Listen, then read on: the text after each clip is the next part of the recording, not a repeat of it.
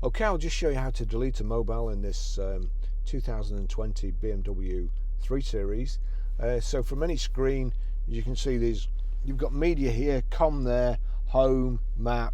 If we go to com, you'll see mobile devices there, telephone and mobile devices. So onto mobile devices, select mobile devices, and you see Barry's iPhone 12 Pro there. That's the one I want to delete. Click on that, and it brings up a new screen: connect device or delete device. The device obviously is not connected at the moment.